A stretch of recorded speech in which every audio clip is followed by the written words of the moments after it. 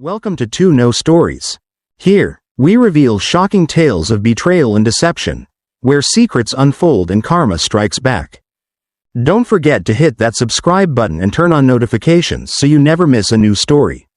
Your support keeps us going and helps bring even more exciting tales to life. Now, sit back, relax, and let's dive into today's story. Mark Reynolds leaned back in his leather recliner, the dim glow of the reading lamp casting soft shadows across the living room. The air carried the faint scent of aged bourbon from the glass resting on the end table beside him.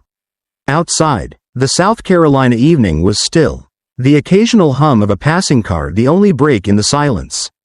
It was a moment of peace, one of the few he truly cherished these days. The front door opened, and Lisa walked in, her heels clicking against the hardwood floor before she kicked them off with a sigh. She dropped her purse by the entryway, rolling her shoulders as if shaking off the weight of the day. Mark glanced up from his book, studying her out of habit. Something about her was different tonight. There was a shift in her energy, focused, almost determined. "Hey," he greeted, closing his book and setting it aside. "How was work?" Lisa hesitated, standing near the couch but not sitting. She fidgeted with the ring on her finger, something she only did when she was deep in thought. That small action sent a quiet alarm through Mark's chest, but he ignored it, waiting for her to speak.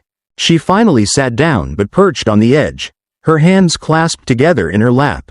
Her lips parted as if she were about to say something, but then she hesitated again. "I need to talk to you about something," she said, finally meeting his gaze. Mark sat up straighter, his mind racing through possibilities. "Okay," he said slowly. Lisa took a deep breath, as if preparing herself for something monumental. "Ever since my cancer diagnosis, I've been thinking a lot. About life, about time. I don't want to waste a second of it." Mark nodded, his expression unreadable. "I know. That's why we traveled more. Why you started all those new hobbies." She smiled briefly but then exhaled sharply. "It's more than that. I don't want to have regrets." Mark. A pit formed in his stomach. He didn't like where this was going. Lisa looked down at her hands, rubbing her wedding ring between her fingers before she spoke again. "I want a hall pass." Mark blinked, the words hanging in the air between them, heavy and suffocating. "A what?" he asked, his voice quieter now, as if saying it out loud would solidify its meaning. "A hall pass," she repeated, "a one-time opportunity to be with someone else." For a moment, Mark thought he had misheard her. His mind refused to process the words. When he finally did, it was like an ice-cold wave crashing over him. He stared at her, searching her face for some sign of hesitation, some flicker of doubt that would tell him she wasn't serious. But it wasn't there. She sat still, waiting for his reaction, watching him carefully, gauging him. "You're serious?" he asked, his voice tight. Lisa nodded. "I've only ever been with you, Mark, and after everything that's happened, I don't want to go through life wondering what I've missed out on." Mark inhaled slowly, forcing himself to stay calm. He could feel his pulse in his temples. A dull, steady thud. "Who?" Lisa hesitated, just for a fraction of a second. "A colleague, John. He's leaving the district soon, so I'll never see him again. It's the perfect opportunity." Perfect. That word twisted inside him like a knife. "You've been attracted to him," Mark said, his voice eerily steady. "There's always been something there," Lisa admitted, "but I never acted on it. Not until now." Mark rubbed his temples, trying to push away the headache forming behind his eyes. "And you think this one night will fix something? That it'll make you feel whole?" Lisa sighed. "I don't know. I just know I don't want to go through life regretting the things I didn't do. And I don't want to resent you for saying no." Mark let out a sharp breath, almost a laugh, but there was no humor in it. "That's rich. I say no to my wife sleeping with another man, and somehow I become the villain?" Lisa looked at him carefully. "If you were secure in our relationship, this wouldn't be such a big deal." He scoffed. "So now I'm insecure? That's your angle?" Lisa shook her head. "I'm saying I need you to trust me." Mark ran a hand over his face, frustration creeping into his voice. "That's not trust, Lisa. That's coercion. You're asking for permission while already punishing me if I say no." Silence stretched between them, thick and unbearable. I appreciate that you came to me with this instead of just doing it behind my back. Mark said finally, but you've put me in an impossible position. Either I agree, or I become the bad guy in my own marriage. Lisa looked down at her hands. I'm sorry you see it that way. The room felt colder now. Emptier. Mark sat there, staring at the woman he had shared his life with for nearly 3 decades. And for the first time, she felt like a stranger. The next morning, when Mark woke up, Lisa was already dressed, sitting on the edge of the bed. I realized something, she said softly. Mark rubbed the sleep from his eyes, dread curling in his gut. What? It's unfair to put this all on you. So I'm taking the decision away from you. His breath stilled. What does that mean? She turned to look at him, her eyes unreadable. I booked a hotel near the restaurant where we're having John's send-off party. I'll be spending the night there with him. Mark sat up slowly, his stomach twisting painfully. You've made up your mind. She nodded. You're not even telling me who he is? Lisa's expression softened slightly, like she thought she was doing him a favor. No, because I know you. You'll dwell on it, obsess over it. It'll only make it worse. Mark let out a bitter laugh. That's funny, considering you said I could ask you anything after it happened. She gave him a look, one that told him she already knew he wouldn't ask. She was counting on it. Mark sat in silence, his mind a storm of emotions he couldn't fully process. He had been through battles, had faced life and death in his military career, but nothing had ever hit him like this. Lisa stood, adjusting the bracelet on her wrist. I hope you'll be here when I get back. And with that, she left. The house was silent again. But this time, the peace was gone. Mark sat there, staring at the empty doorway, knowing in that moment that his marriage, the life they had built together, was already over. Mark sat in the same chair where Lisa had dropped the bombshell the night before. The sun had barely risen, casting pale golden light through the half-closed blinds. He hadn't slept. He hadn't even moved much, except to refill his glass of bourbon once or twice. The silence in the house felt different now, heavier, suffocating, as if the walls themselves knew what had been set in motion. Lisa had left for work without another word, leaving him alone with his thoughts. And they were relentless. He had replayed the conversation over and over, trying to find the moment where he could have said something, anything, that would have made her stop and reconsider. But there was no stopping this. The decision had been made before she even sat down to talk to him. She hadn't come to him for permission. She had come to inform him. The realization burned deep. His wife, the woman he had built a life with for 27 years, had just announced her intention to sleep with another man as if she were booking a spa day. And worse, she expected him to be home, waiting for her return, as if nothing had happened. Mark ran a hand over his face, the weight of exhaustion pressing down on him. He wasn't just tired, he was drained, emotionally gutted, but he wasn't broken, not yet. He had to see for himself. That evening, as the sun dipped below the horizon, Mark found himself parked across the street from the restaurant where Lisa's office was throwing the send-off party. His truck was angled slightly behind a tree, offering him a clear view of the entrance but enough cover to stay unseen. He hadn't told Lisa he would be here. She wouldn't have expected it. The plan had been simple: stay at home, pretend to accept her decision, and wait for her return like a docile, obedient husband. But Mark wasn't the man she thought he was. He wasn't going to sit back and let his marriage be dismantled without seeing the man she was willing to throw it away for. The restaurant was lively, filled with people celebrating, laughing, clinking glasses together in farewell. It could have been any normal night, any normal work gathering. But then he saw her. Lisa walked through the doors, her smile bright, her posture light, as if she hadn't just shattered their marriage. She wore a dress he hadn't seen in years, one that hugged her body in a way that made it obvious she had chosen it for a specific reason. Not for him, for John. Mark clenched his jaw, gripping the steering wheel until his knuckles turned white. A group of people followed Lisa inside, chatting excitedly. He scanned the men, searching for the one who had captured her attention. Then, he saw him. John. Short, fat, balding. Mark had prepared himself for the possibility that Lisa had fallen for someone younger, fitter, someone that at least made sense. But this was insulting. This was the man she was willing to risk everything for? The shock hit him in a way he hadn't expected.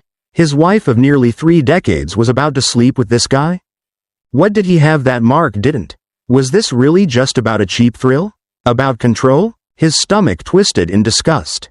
Lisa and John stood near the entrance, locked in easy conversation, too familiar, too comfortable. And then, after a few more drinks, after the goodbyes and half-hearted hugs from coworkers, Lisa didn't even hesitate. She reached for John's hand, twined her fingers with his, and together, they walked toward the hotel across the street. Mark didn't realize his fists had clenched so tightly until he felt the sharp bite of his nails digging into his palms. His heartbeat roared in his ears, his vision narrowing as he watched his wife, step into the warm glow of the hotel lobby, disappearing inside with another man. She hadn't even looked back. Something inside him broke, not just his heart, not just his trust, something deeper. He could have stormed in, caused a scene. He could have confronted them, demanded answers, shattered whatever fantasy she had convinced herself she was living. But that wasn't the man he was. That wasn't the man he would allow himself to become. He took a deep breath, started the engine, and drove home. Mark didn't know how long he sat at the kitchen table, staring at the blank notepad in front of him. The house was eerily quiet, as if holding its breath, waiting for what came next. He picked up a pen, his movements calm, deliberate, and wrote a simple message. Find other accommodations as soon as possible. It wasn't emotional. It wasn't cruel. It was a statement of fact.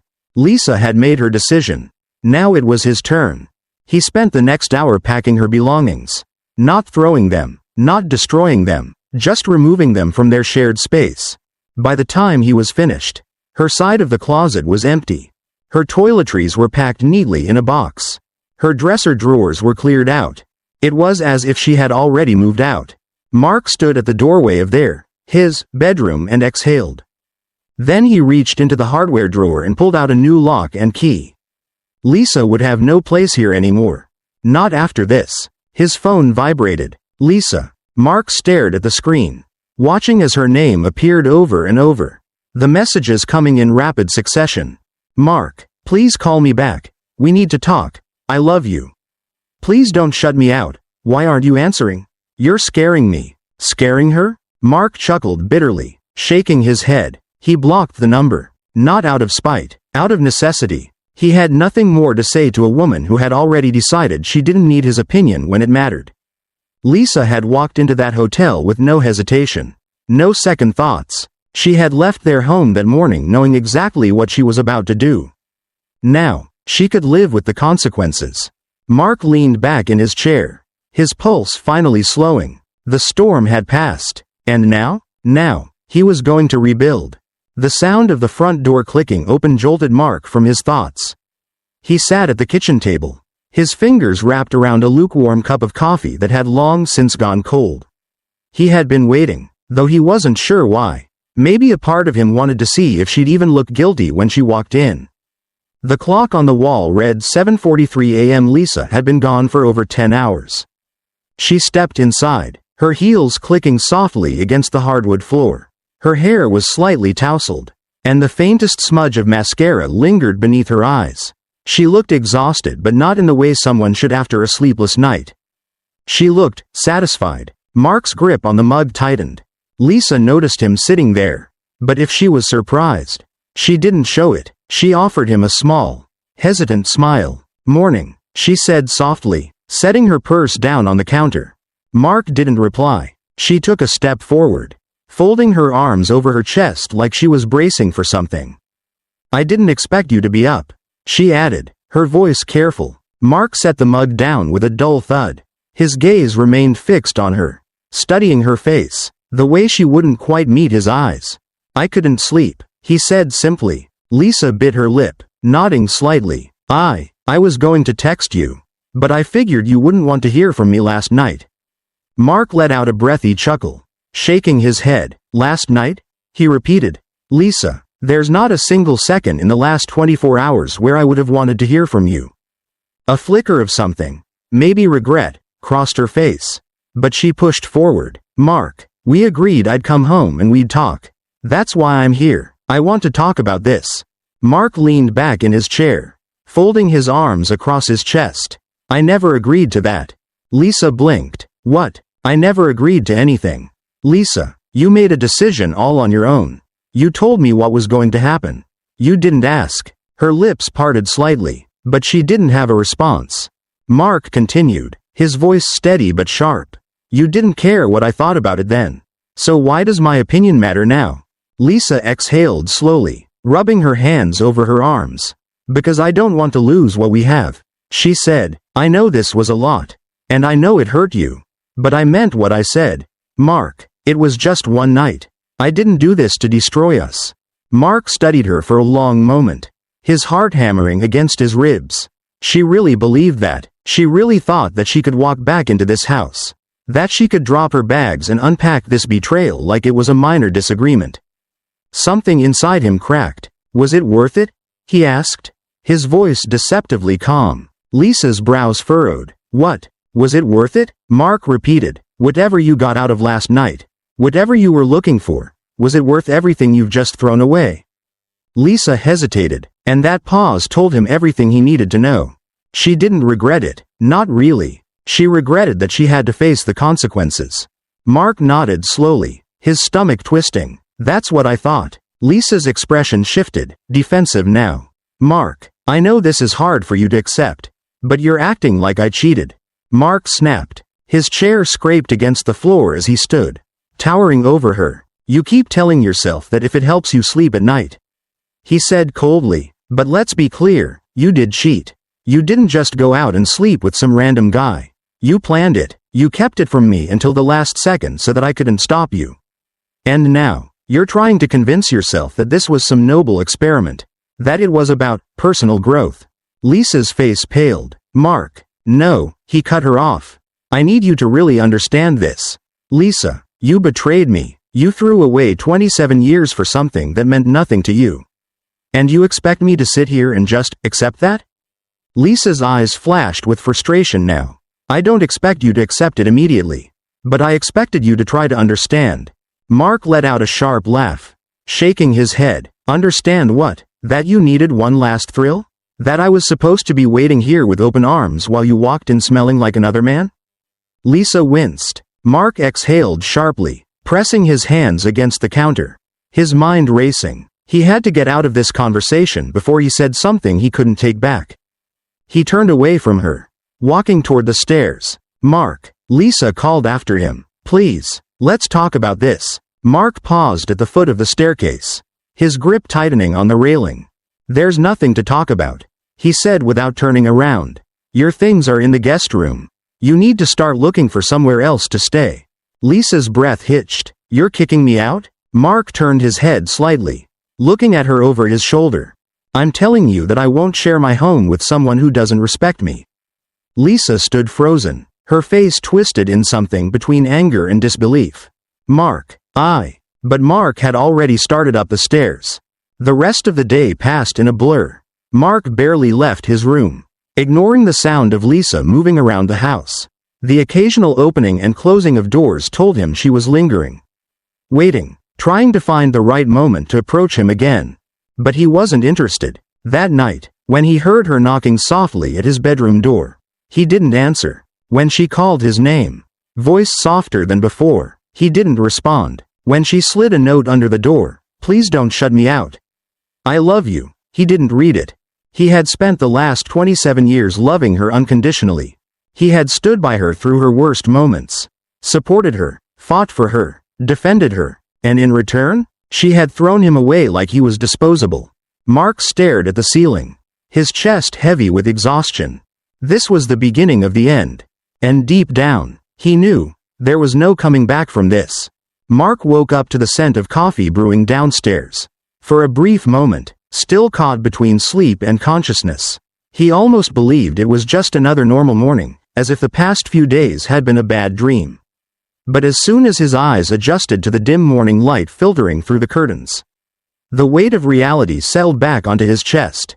Lisa was still here. She had spent the night in the guest room, the room that used to belong to their daughter before she moved out years ago.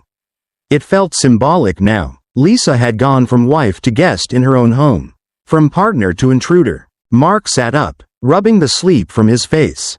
He had barely spoken to her since yesterday's confrontation. He had made it clear, her time in this house was coming to an end. Yet, she was still here. Downstairs, he heard the clinking of dishes. The sound of movement in the kitchen. Lisa was acting like nothing had changed, as if she could cook breakfast and erase the damage she had done. Mark inhaled sharply, forcing himself out of bed. He wouldn't play along with whatever fantasy she was trying to create. He had made his decision, and he was done pretending. When he entered the kitchen, Lisa turned, holding a coffee cup in both hands, as if she had been waiting for him. "Morning," she said carefully. Mark ignored the greeting and went straight to the cabinet, pulling down his own mug. Lisa sighed, setting her cup on the counter. "Mark, please, we need to talk." "No," he said simply, pouring his coffee. She exhaled in frustration. "You can't just shut me out like this." Mark turned to face her, leaning against the counter. "I'm not shutting you out, Lisa. I'm shutting this down." Lisa flinched. He took a slow sip of his coffee before continuing. "You made your choice, and now I'm making mine. There's nothing left to discuss." Lisa's hands trembled slightly as she placed her cup down. "So that's it? 27 years together, and you're just walking away?" Mark scoffed, setting his mug down with a sharp clink. "You walked away first, Lisa. You just expected me to be waiting when you got back." Lisa opened her mouth to argue but stopped herself. For the first time, Mark saw something different in her expression, not just frustration, not just defensiveness, fear. She was starting to realize she had overplayed her hand. "I wasn't trying to hurt you," she whispered. Mark let out a short, bitter laugh. "Well, congratulations, Lisa. You failed spectacularly." She blinked rapidly, like she was trying to hold back tears. "I don't want to lose you." "You already did." The words came out calm, final, absolute. Lisa stared at him, her lower lip trembling. She had been so sure that he would get past this, that he would forgive her like he always had. But she was wrong. Mark grabbed his keys from the counter. "I have an appointment with a lawyer later today." Lisa's eyes widened. "Mark, wait." He walked past her without another word. That afternoon, Mark sat across from James Holloway, a seasoned divorce attorney whose office overlooked the Charleston waterfront. James flipped through the paperwork, nodding to himself before looking up. "Given that the house was yours before the marriage and there's no joint debt, this should be fairly straightforward." Mark exhaled. "So she doesn't get anything?" "She could try to fight for alimony," James admitted, "but South Carolina courts don't look favorably on infidelity, especially when it's deliberate and admitted." Mark nodded. Deliberate. That was the key word. Lisa hadn't just made a mistake, she had planned it, justified it, and expected no consequences. "She's still in the house," Mark said. "How soon can I legally make her leave?" James leaned back in his chair. "Legally? A couple of months, if she doesn't cooperate, but if she has any sense, she'll leave sooner." Mark nodded. If she had any sense.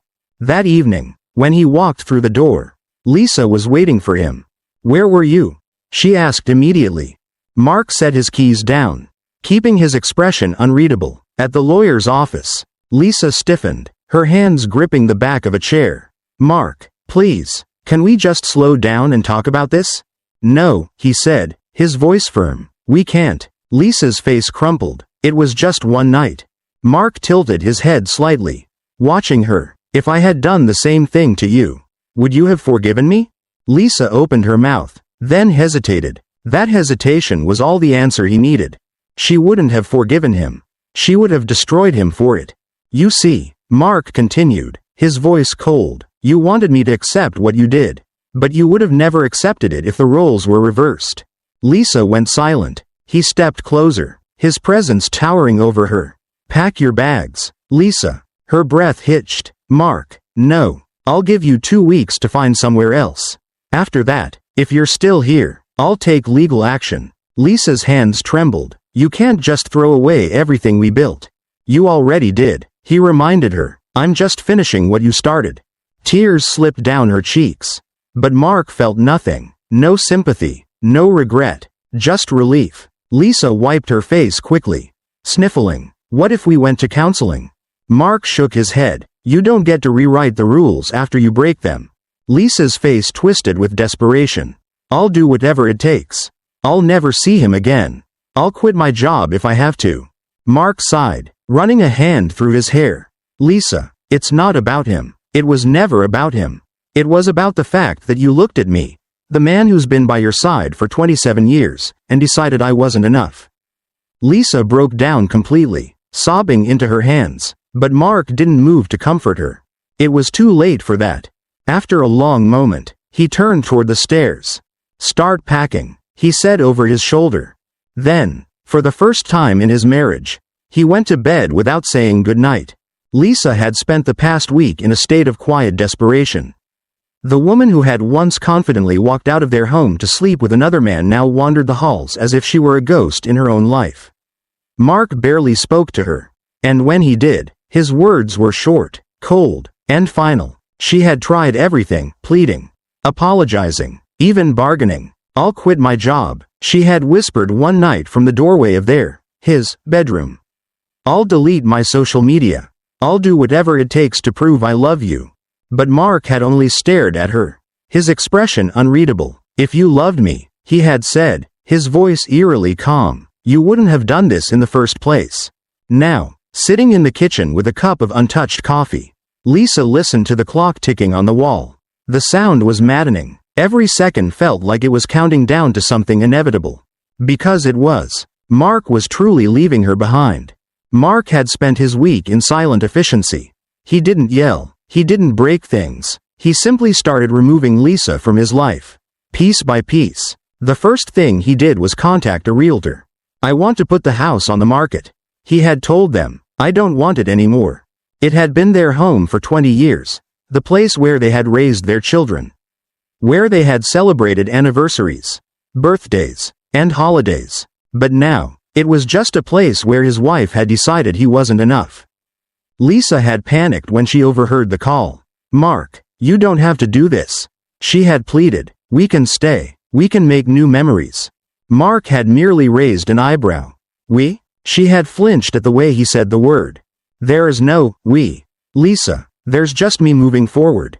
And you, dealing with your consequences. The second thing he did was change his locks.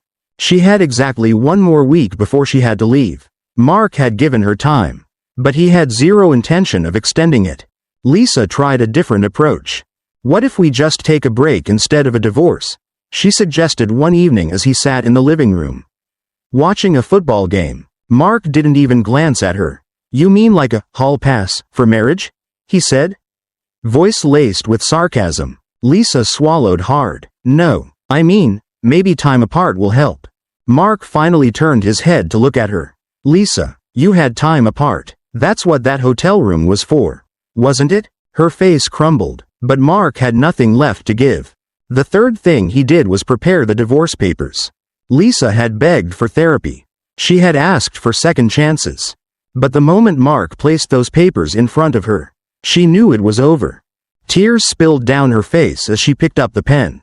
You're really doing this? Mark nodded. He had never been so sure of anything. Her hand shook as she signed her name.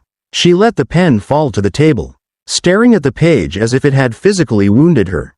I never thought you'd actually leave me, she whispered. Mark exhaled, standing up. That was your first mistake. The final thing Mark did was start living again. He had spent so much time in pain, trapped in the aftermath of Lisa's betrayal. But now, he was finally free. It started with small things, going back to the gym, getting dinner with old friends, taking a weekend trip alone just because he could. But then, something unexpected happened. He met Olivia. It wasn't planned. It wasn't something he had been looking for. But one evening, while he was sitting at a cafe near the waterfront, a woman in her early 50s with warm brown eyes and a kind smile asked if she could take the empty seat across from him. You looked like you were deep in thought, she had said, placing her coffee cup down. Hope I'm not intruding. Mark had chuckled, shaking his head. Not at all. They had talked for hours. And for the first time in a long time, Mark didn't feel broken. Meanwhile, Lisa's life fell apart. John, the man she had risked everything for, wanted nothing to do with her. She had texted him a week after leaving the house. desperate for comfort. Lisa. I just need someone to talk to. John. Lisa, I told you, that night was just a night. I'm with someone else now. I don't want any drama. Lisa had stared at her phone, shaking with rage. Her best friend Kathy, the one who had encouraged her to do this in the first place. She wasn't so supportive anymore. I didn't think Mark would actually go through with it, Kathy admitted when Lisa had tried to vent to her. I thought he'd, I don't know, forgive you. Lisa had gritted her teeth. So did I. Well, Kathy sighed, looking uncomfortable. I hope it was worth it. Lisa had never felt more alone. 1 month after the divorce was finalized, Lisa showed up at Mark's new apartment. She looked different, not the confident, carefree woman who had walked into that hotel room weeks ago. She looked older, more tired. Mark answered the door but didn't let her in. Lisa, she swallowed, her eyes darting past him, looking at the life he had built without her. Can we talk? She asked, her voice small. Mark crossed his arms. About what? She hesitated. I miss you. Mark sighed. Lisa, I don't hate you, he said finally. I don't even think about you that much anymore. Her breath hitched, like she had been punched in the gut. I just wish I could take it all back, she whispered. Mark studied her for a long moment. You can't. Tears filled her eyes. So that's it? He gave a small nod. That's it. Lisa wiped at her face quickly. If you ever change your mind. I won't, he interrupted. Take care, Lisa. Then, he closed the door, and for the first time in months, he felt completely at peace. If you were in Mark's position, what would you have done? Let me know in the comments.